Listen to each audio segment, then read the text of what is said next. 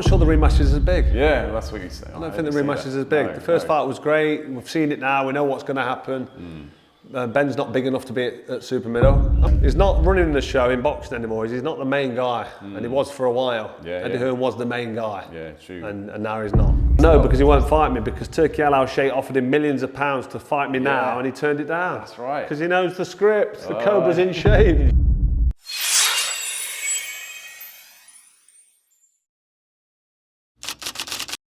Back at the Casa del Froch, up in the beautiful outskirts of Nottingham. Lovely day. Carl, the Cobra, how have you been? You saw the match, Conor Benn against Eubank Jr. Epic spectacle. Not the most technically, exquisite of fights, but nonetheless, everyone was entertained. What a great night it was. Exactly right. It was an entertaining fight. It was edge of your seat stuff, certainly towards the end when Eubank sort of got in front of Conor Benn and just opted to stand still. I was impressed. I thought it was a good performance from both of the guys. Technically, if you want to strip it down, you could really you find a lot of flaws. He's done a lot wrong, especially Conor Benn, wasting a lot of energy on the outside, maybe a lot of nervous energy. Yeah. But he's still a novice pro. He's had 20 odd fights, but he's not got an amateur pedigree. So he's learning on the job. And he's in against a decent pro in Eubank Jr, a more experienced man. So it made for a good fight because Eubank was evidently tired from like round 3, 4. I think he got clipped in round 3 and then did well to recover. I think it was a left hook and he looked unsteady on his legs.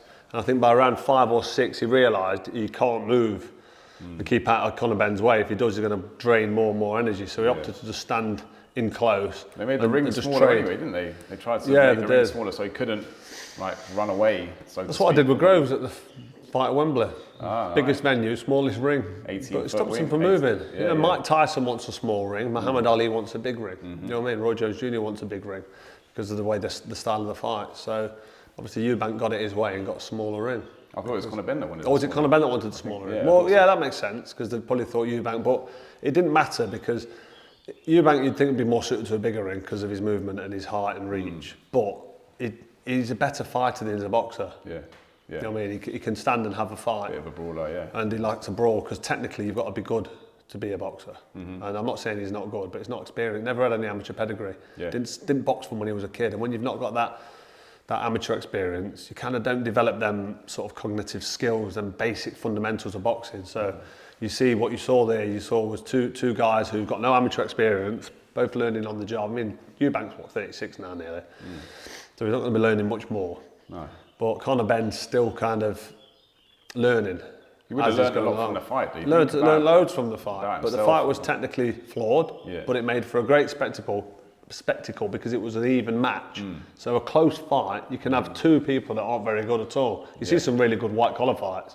Neither of them can fight, but they're both on the same level.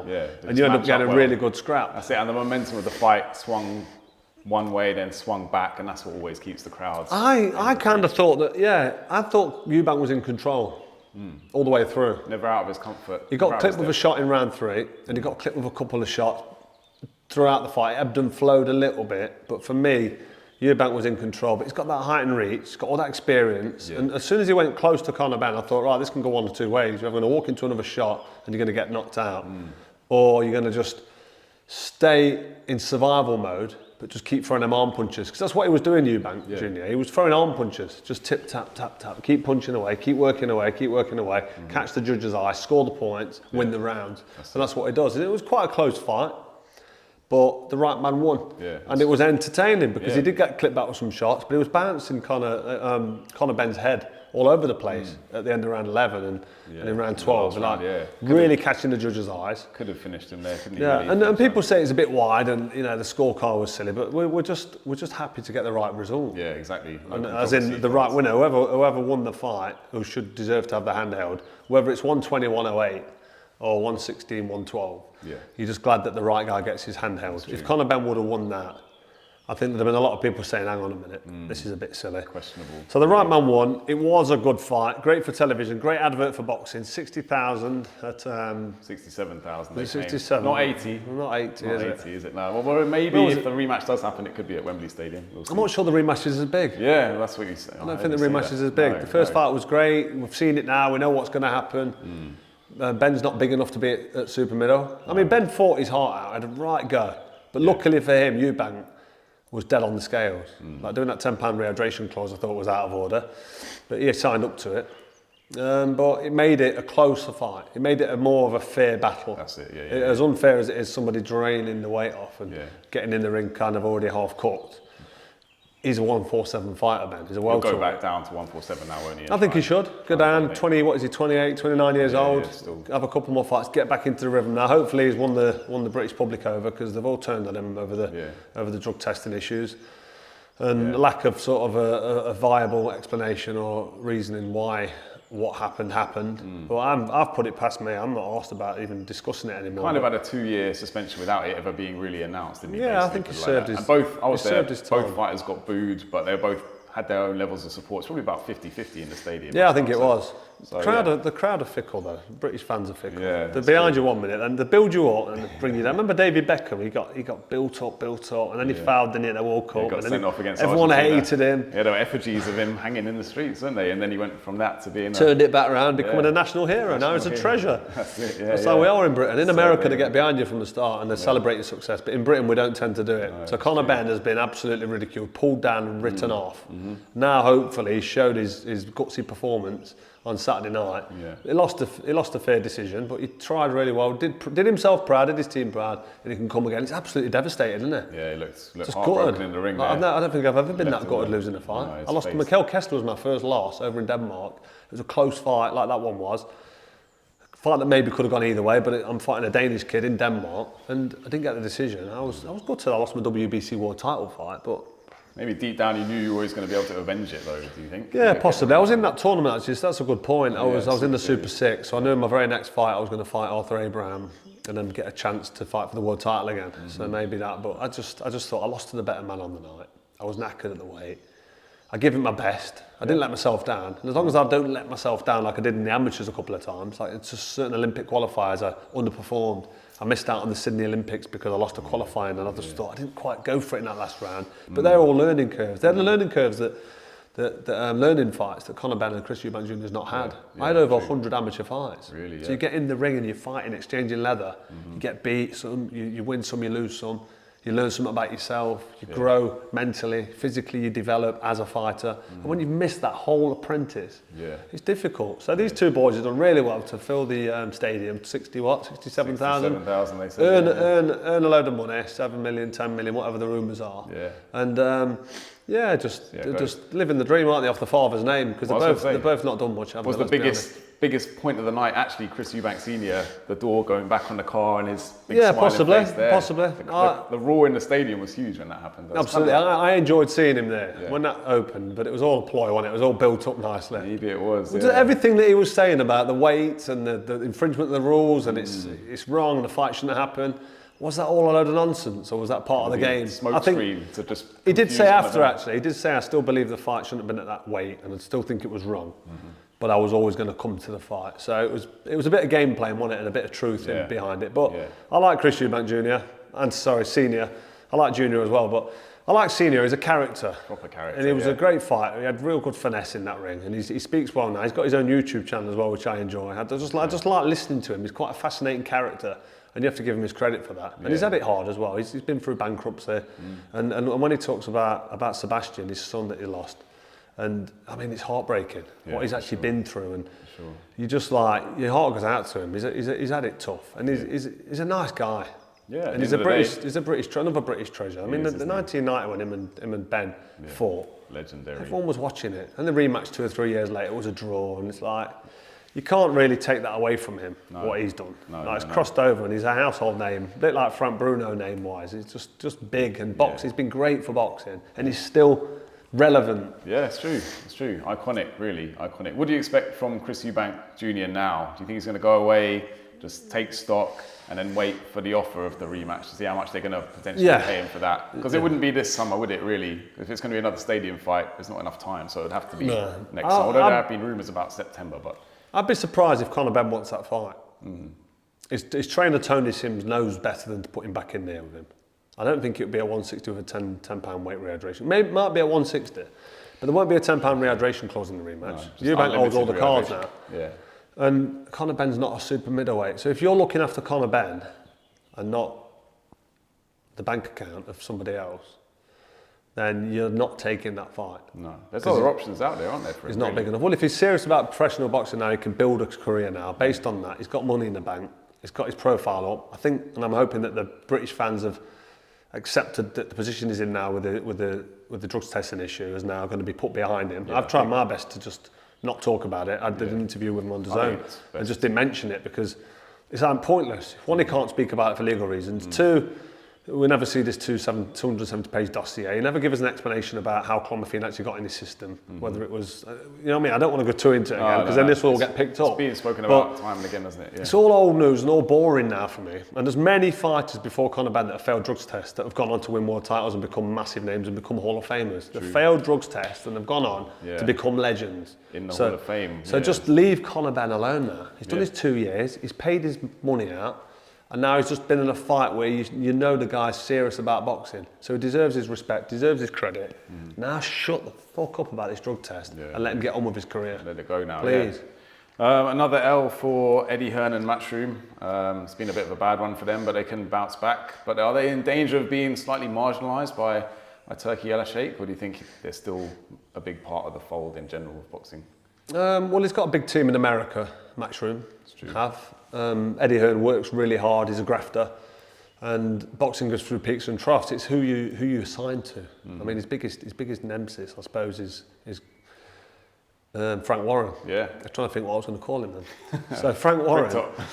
Frank Warren is obviously absolutely smashing it, and fair play to him. He's been around the sport for years, and he's a very shrewd businessman. Very much and he's got most of the top fighters now. He's signed most of them up, and people are going over to him. I think Leigh Wood, who's fighting next week, he's signed with Frank Warren. And he's on DAZN now. He's got a good relationship with the Saudis. And yeah, I mean, boxing's the ultimate winner.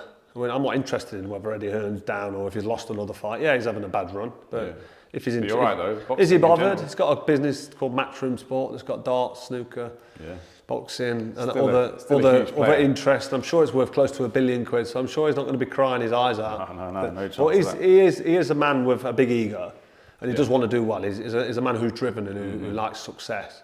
So it will dent him a little bit. It will dent his confidence, and it will hurt his ego a little bit, but I'm sure he's not really that. He'll bounce back, won't he? Yeah, I think he'll be fine. He'll be fine. Don, Eddie Hearn. He's not running the show in boxing anymore. He's not the main guy, and he was for a while. Eddie Hearn was the main guy. Yeah, true. And now he's not. He needs Anthony Joshua to kind of come back with a big performance, maybe.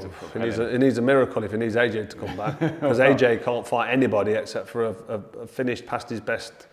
Deontay Wilder. No, forget Deontay Wilder. Okay. That's not a fight I want to see. It's going to be Tyson Fury if he decides to come out of retirement. That's the only fight that makes any sense for AJ. If he fights Dubois, he's going to get fucking obliterated again. He'll get bombed out again. Can't see that he'll get splattered. Don't forget, look how bad that first fight was. He already had no confidence going into that. Then that happens. And now, that was his last fight as well. Yeah, that was his last fight, wasn't it? Billy Joe Saunders says that if he was to come out of retirement, he'd like a warm-up fight against Chris Eubank Jr. You see Billy Joe? Putting himself in the mix, isn't it? Yeah, I mean, it's good to see him out there and about, and he looks a bit like he might have dropped a bit of weight off. Don't know if he's in... Does he drop weight? Well, he's talking about fighting Chris Eubank Jr. Fuck knows I was going to do 160. Yeah, maybe not a 160. It'd have to be a, like 168 or something, wouldn't it? I don't think Billy Joe's got any intentions of fighting. If he did, I don't think he could make super middleweight. No, you don't think so. You seen the size of him having a go at that what's the guy's name who manages? Napa, yeah, he advises. He's working with Eubank Jr. He was blocking him off from getting in the changing room to see the hands get wrapped, wasn't he? Yeah, fair play to Napa. Stood his ground. Tell Billy Joe, you're not coming in here, and he's looking after Eubank Jr. And all Billy Joe was going to do was go in and cause a nuisance. That's exactly it. And he's like Conor Benn thinking he's being clever, getting Billy Joe to someone who's beat him in the past years ago. To go in and say, you're not wrapping your hands right, you're stacking, you can't put tape there, and they'd be talking to him saying you're in trouble tonight, or you're dead at the weight. Trying to get in his head, yeah, I mean it happens in the game. So Eubank Jr. said he's not coming in my changing rooms. Don't let him in. And Napa, fair play to him, stood his ground. And Billy Joe, I thought, made himself look a little bit stupid. Did a bit, but he's not bothered, is he? He is what he is. He's made himself look stupider in the past, to be honest. Yeah, exactly. He's done some dodgy things. Yeah, slightly, yeah. But no, he tried to get in there. He was probably, even if he knows he can't get in, if I can cause some chaos outside the changing room. Because even that might probably be listening from the inside, wouldn't he? Unless he's got his headphones on. So I don't like that. No. Bit out of order, but I get it, I understand it. What about Harlem Eubank against Conor Benn? Continue the family feud. Harlem Eubank's a lighter. What is he? Is he a light middleweight? Yeah, Super welterweight, I think. Lighter than and he's a good fighter, unbeaten. And Chris Eubank Sr. was talking about Harlem fighting Conor Benn a few years ago, but no one's really interested in the nephew fighting. Yeah. You know, we've had the fight now. That's true. I think the Ben Eubank scenario or saga, whatever you want to call it, it's over now. It's finished. Yeah. The bigger man beat the littler man in a close fight. The right man won. Eubank was about dead at the weight, but still got the job done against a young, hungry. The thing is that they'll still sell tickets, won't they? Easily. If they put the tickets on sale now, they'd sell another 70,000 just off the back of that first I think fight. you'd be surprised because the people that are the interest around seeing it for the first time and the element of the unknown. Now everybody knows what's going to happen. I guess the difference is with you and Groves, like the first fight had a controversial ending. You know, if that was a split decision draw, you got an instant rematch. If Conor Benn would have got the decision, Eubank could have come back and said, listen, I'll fight you again, but I'm not doing a £10 rehydration clause. But now, because it was a conclusive win, I know no one's arguing about the win except for Team Eubank.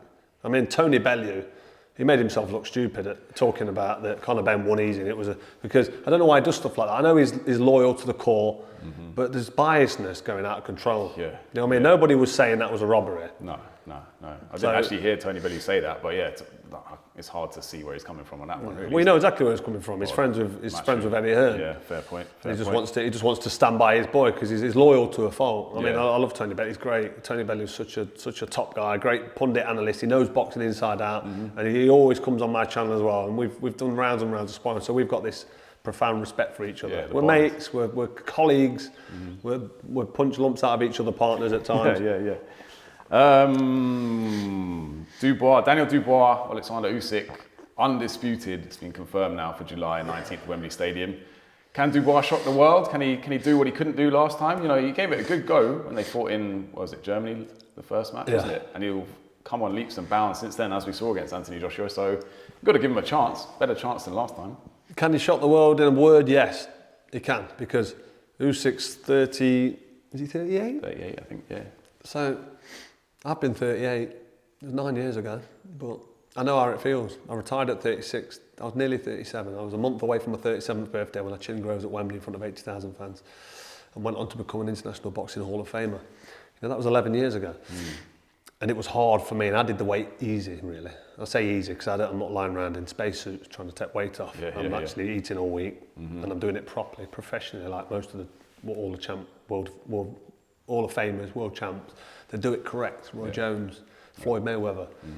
They don't struggle at weight. They get down to the weight. They do it properly. They get in the ring on point. And it's not easy, but it's not traumatic like some of these guys make it. No. You know what I mean? And I just think that Usyk, at 38 years old, although he's not got the issue with weight because it's heavyweight, you can weigh what you want. True. He's still got a mind that's slowing down. He's still got reflexes that are diminishing. He's still got old joints and old bones. Yeah, he's got Tyson Fury fights. Hundreds of fights in the amateurs. Taking it out of him. And Dubois was young and fresh. And the first fight was quite close when Dubois was unsure of himself. Yeah. And Dubois has gone and flattened AJ. Had a couple of fights with Gerald Miller. He's looked good against Hrgovic. You've got to say that Dubois now is a different machine. Self-confidence will be... And time waits for no man, as the saying goes. I just think that this is a fight it's exciting. It's a good fight. You've got to make Usyk the favourite, but it's a fight that Daniel Dubois can definitely win. I don't think Usyk should keep fighting. I said, remember last fight with Tyson. I said once he beat Tyson, retire. That's it. You're done. He made fucking 100 What are you million. saying? 60-40 in favour of Usyk? A bit more? 70? I don't know. If I was going to put a percentage on it, I'd probably say it's quite close to even. So I'd probably give Usyk the edge, a 55% winner, because if he gets clipped, body or head, and Daniel Dubois is going to throw them shots, and he's going to get close to him. But Usyk's got that superior boxing skills and that jab and that slick movement.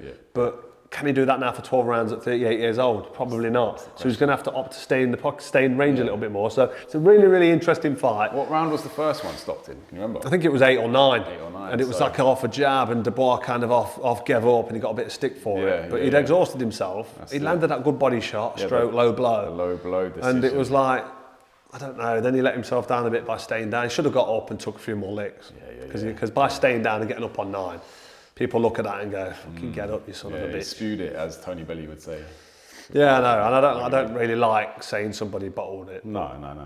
I mean, there's a fine line between getting up on 8 and getting up on 9, but there's also a decision you make in your head as to whether or not you want to continue fighting. As soon as your arse hits that canvas, you say to yourself, okay, now I didn't see that coming. This guy's too good for me. I don't fancy it. Yeah. Or your arse hits the canvas and you think, cheeky fucker, I'm going to get you back, you prick. And that's exactly what I thought when I got knocked down by George Groves in round 1. I was never going to stay down. I'm telling the referee I want to fight. Come on, let me go, let's go. I'm all right, I'm all over the shop. I'm okay, I'm all right. Forget that. There's an earthquake, it's not my leg. Good actor. Same with Jermaine Taylor. I was on the floor looking, thinking, I'll take me 8 seconds because you've done me there, you prick. It took me 8 seconds, I stood up and I thought, right, let's go, it's time. It's you or me. Let's finish it.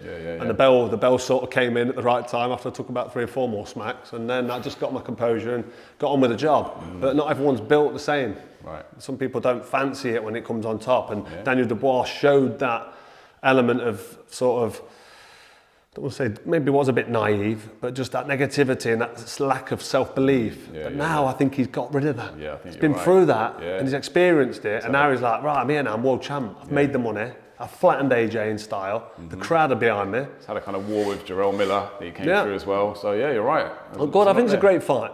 I feel bad for Usyk if something goes wrong. Because Usyk is the far superior athlete, the far more skilled, talented fighter. Champion, undisputed cruiserweight champ. Fucking done everyone at heavyweight. For him to live on to 38, 39 in the ring and then get beat by someone like Dubois, who's a good fighter and is still developing and who can get even better. I mean, he's a world champ. I'd say he's a good fighter, he's a great fighter. But it'd be a kind of sad end to Usyk's legacy. It'd be a terrible end to his legacy. And for what? For a bit more, for some graveyard money. Because he's taking it to his grave. He's getting big money for this though, isn't he?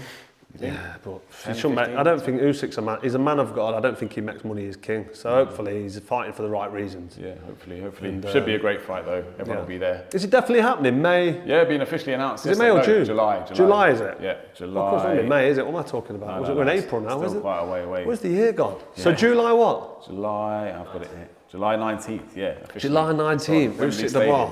Massive. That's a good fight. Wembley Stadium. Wembley Stadium. Yeah, should be huge. 80,000. Maybe more. No chance. Never more. Chance. They always say it's more, it never is. Who's counting? They should count the people through the door rather than tickets. How many people paid for the tickets? That's what I want to know. Well, we'll see if we can get that info out nearer the time. But speaking of huge and massive, did you see Eddie Hall? Yes, I did. Pudzianowski, 27 seconds. You know what? Fair play to Eddie Hall. Big lump. That was only his second MMA fight, I think. Got some fire, hasn't he? Yeah. Gets stuck in, pounds away with a hammer fist. Get that down, Mental. Pudzianowski's had, what, 20, loads more fights. I'm impressed. Yeah. It's just like really good. Like to go from being what he is, which is the strongman champ. Yeah. Which you need a bit of endurance for strongman. You need that heart lungs, but you need that size and weight. World deadlift record holder. Of course. Is it? Hang on. Oh, is it deadlift holding champ? Yeah, I think he got what 600, 500, 550. It was probably over half a ton. Deadlift. It was massive, whatever it was. I think no one's ever deadlifted more than that. So I thought 180 was heavy. Yeah. When I broke my back clean in half. Well, that's kg. He was doing that was pounds what he was doing. Oh, was it? Yeah. I don't think he was doing 500 kg. Yeah, but the deadlifting, they've done half a ton, haven't they? In the deadlifting. Have they? The world powerlifting champions half a ton deadlift. And look it up, mate, half a ton. So I remember looking, going 500 kilograms off the ground. That's insane. And they drop the weight down and faint, don't they? Because that exhausted. The blood all rushes down. Mental. What else is going on? Leigh Wood back in action. Yeah, looking forward to that. Nottingham's own. Against Kakachi in Nottingham, on the zone. Hopefully I'll be there. Well, I will be there, but hopefully I'll be working the broadcast. If I'm not, I'm not ready to be forced because I've obviously got Froch on fighting the best channel in the business. Alongside Fight Lens and Sporting Talk. The triple threat. But yeah, I'll be there certainly. Leigh Wood's the sheriff of Nottingham. He's keeping the boxing dream alive in this city. So yeah, it's good to see him back in action because it's been a year and a half. He should have got the fight with Frampton. Should have been at the City Ground. Eddie Hearn couldn't do it for him. There was a bit of a didn't happen. And he's now signed with Frank Warren. So looks like Frank Warren's pulled a little fight out of the bag for him. Kakachi, good fighter. Always fighting, isn't he? He seems to be fighting every few months, Kakachi. Active. So it's a tough fight for Wood. The Apache is his nickname. Bit of rhyme. Really? The Apache. The Belfast Apache. You can't write Leigh Wood off, but it's tough. No. It's going to be a tough fight. It will be tough, yeah. And on the undercard, another Nottingham fighter, Ezra the Cannon Taylor. You know anything about Ezra? I don't know a great deal, but he's certainly tipped to do good things. Yeah, fighting Troy Jones. So you'll see that'll be good on the undercard there. Any word about the undercards on the weekends? We saw Anthony Yarde and what's his name? Run it back for the third time, wasn't it? Yeah, he fought him twice, three times Twice, already. yeah.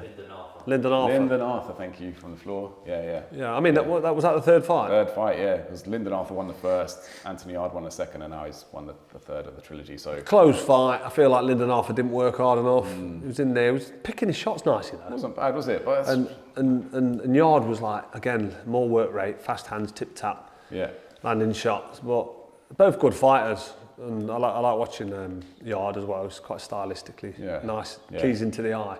We were with George Groves, your mate, last week, and we asked him how he thought the Carl Froch against Joe Calzaghe fight would have gone. And he said, I don't know if this was tongue-in-cheek, he said he would have smashed you, but he might have been just winding you up a bit there. You can say that somebody would beat me, because I'm not unbeaten.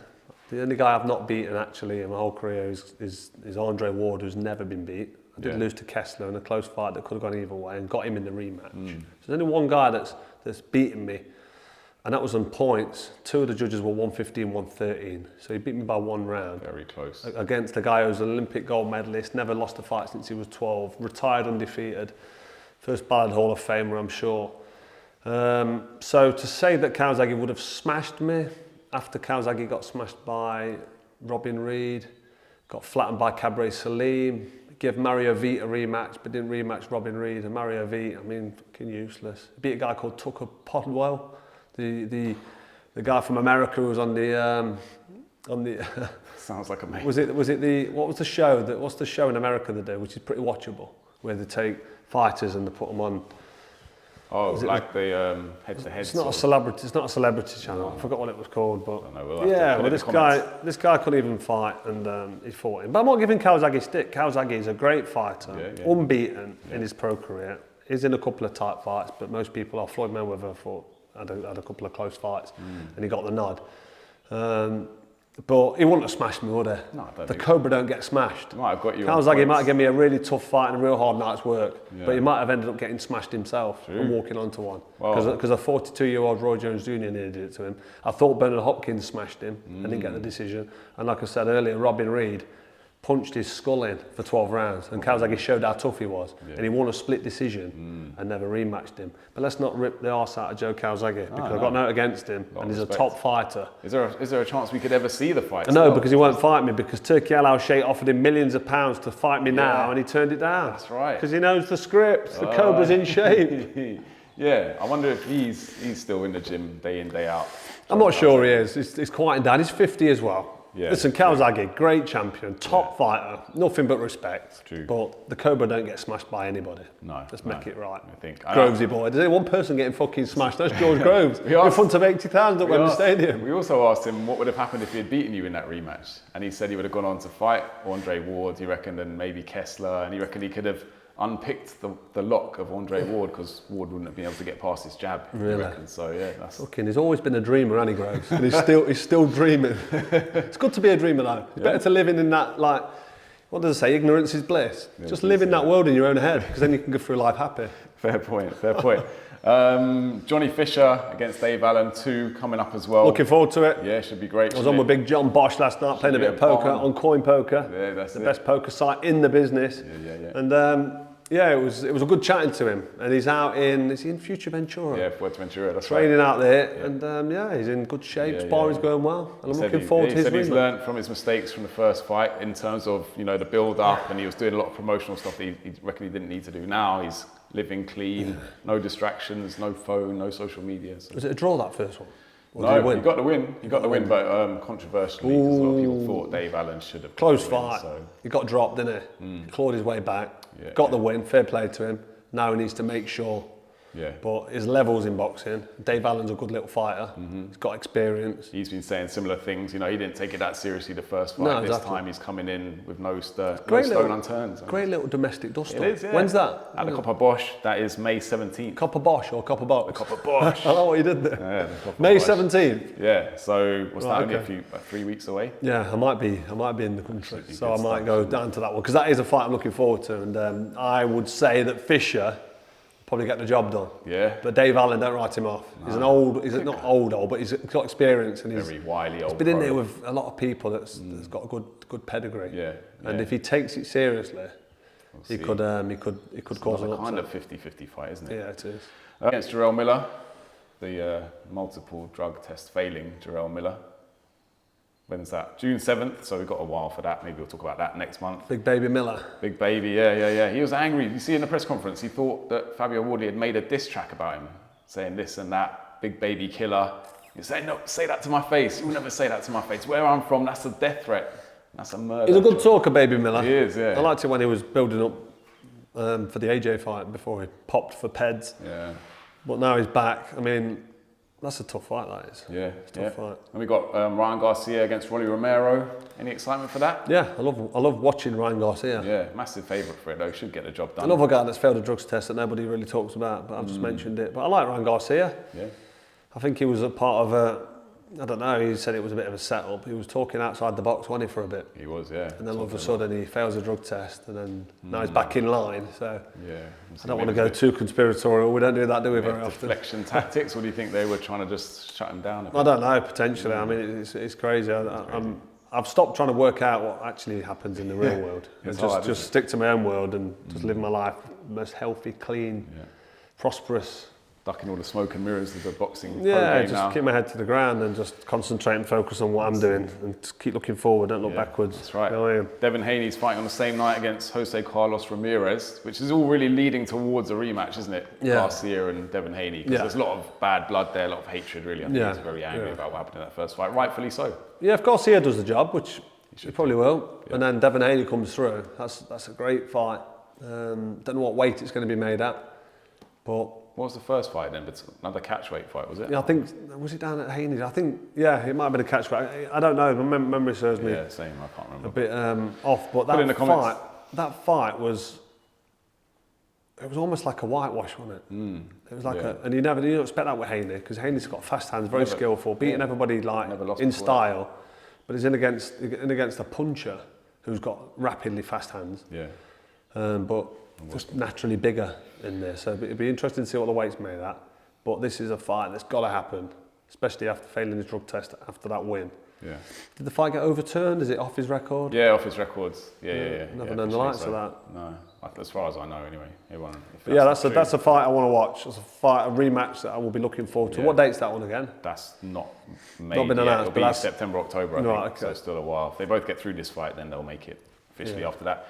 Jake Paul apparently dismissed a question asked at him the other week if the both of you would fight. Is that fight dead in the water? Have you heard anything from Jake? Jake Paul cannot bring himself to mentioning my name anymore, answering any questions, because he knows the more he talks about me, and don't forget he started talking about me. I can't be asked to get gloved up and go back in the ring against anybody. But I'll happily step in and knock his teeth down the back of his throat just for the sake of boxing. That's what we want. But he now doesn't mention me because he knows when I respond back, it all goes against him, and everyone just says, you've got no chance against Froch. Even 10 years retired, he'd absolutely hammer you. So he knows, and he knows I'll happily fight him. He knows in his heart. So he's thinking, what can I do? I'll just shut Froch down. Let's pretend I don't know who he is. Yeah. So Jake Paul's a little bitch, man. He's not going to fight anybody. He fought Mike Tyson. What a disgrace. And now he's fighting Chavez Jr.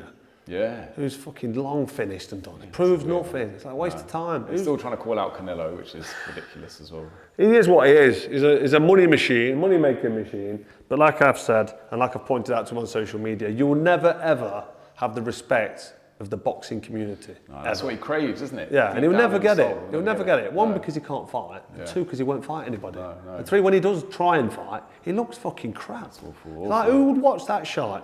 All his little demographic that watch it. I can't think of anything more boring than sitting up and watching the Jake Paul fight. He's fucking useless. He's crap. Waste of time. So fucking bad. If he was fighting there, what's the say? I'd shut the curtain. You wouldn't watch it, would you? Yeah. Who said that? That was a Man United manager, wasn't it? Or was it Liverpool manager back in the day? Oh, yeah. It's a good one anyway. Good quote, yeah. What's going on for the Cobra for the summer? You just came back from, where were you? Out in Spain? Or? Where was I? I was in Spain for a couple of weeks. Spain, I thought so, yeah. I'll probably be out in Dubai, not in the summer, but I'll be out in Dubai early next year. I've just I've got a few moves and shakes going off in Dubai. Okay. No pun with the shake. But it's all kicking off in Dubai for people who have got the wealth enough to do what they want and go where they want. Yeah. Buy property. but not live in this country that for me is going rapidly down the pan under the Keir Starmer regime. So this country, unfortunately, is letting me down.